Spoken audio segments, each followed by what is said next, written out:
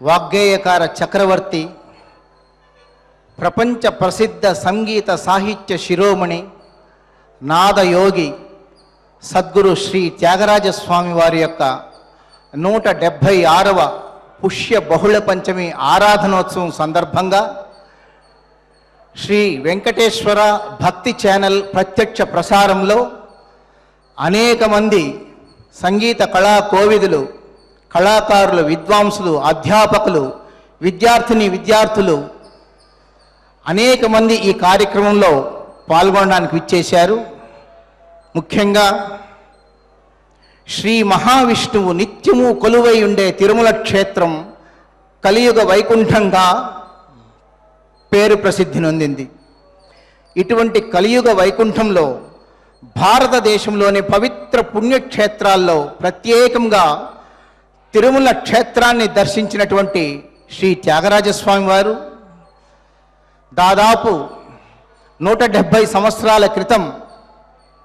శ్రీ వెంకటేశ్వర స్వామి వారి దివ్య దర్శనమును పొందే ముందు స్వామివారి గర్భగుడిలో అడ్డుగా ఉన్నటువంటి పట్టు తెరను చూసి మత్సరము అనేటటువంటి తన తెరగా భావించి వెంటనే భావోద్వేగంతో తెరతీయగరాదా, నాలోని మత్సరమును తెరతీయగరాదా అనేటటువంటి గౌళిపంతు రాగ కృతిని గానం చేశారు. వెంటనే తెర తొలగింది. ఆ తెర తొలగిన దివ్య క్షణాన కనుల ముందు సాక్షాత్కరించిన శంఖ చక్రధర పంకజ నేత్రుడైన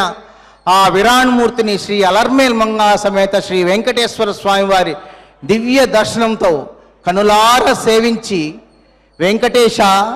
నేను సేవింపును 10,000 కన్నులు కావలనయ్యా, పంకజాక్ష పరిపాలిత మునిజన భావుక మగు దివ్య రూపమును కొన్న వెంకటేశ నిన్ను సేవింపును 10,000 కన్నులు కావాలనయ్యా అంటూ గానం చేశారు. ఇదంతా కూడా ఆయన తిరుమలకు ఇచ్చేసినటువంటి సందర్భంలో మనం ప్రత్యేకించి ఆ 2 కృతులను తిరుమల క్షేత్రంలో విద్వాంసుల మధ్య గానం చేసుకుంటున్నాం. తన జీవితంలో ప్రపంచంలోని 50 మంది సంగీత కళాకారులకు, విద్వాంసులకు మొత్తం అందరినీ కలుపుకుంటూ గానం చేసినటువంటి 5 అద్భుతమైనటువంటి పంచరత్న కృతులు జగదానందకారక జయ జానకి ప్రాణనాయక నాటరాగం, దుడుకు గల నన్నేదొరకొడుకు బ్రోచురా అంటూ గౌళ రాగంలో, సాధించనే మనస అంటూ ఆరభి రాగంలో, కనకన రుచిన కనకవసన నిన్ను అంటూ వరాళి రాగంలో, ఎందరో మహానుభావులు అందరికీ వందనం అంటూ శ్రీరాగంలో 5 పంచరత్న కృతులను గానం చేసి సంగీతానికే ఒక వైభవాన్ని తీసుకొచ్చినటువంటి మహాయోగి సద్గురు శ్రీ త్యాగరాజస్వామి వారు. ప్రత్యేకించి సంవత్సరానికి ఒక్కరోజు వారి నిర్యాణం పొందినటువంటి తిథి నాడు, పుష్యబహుళ పంచమి నాడు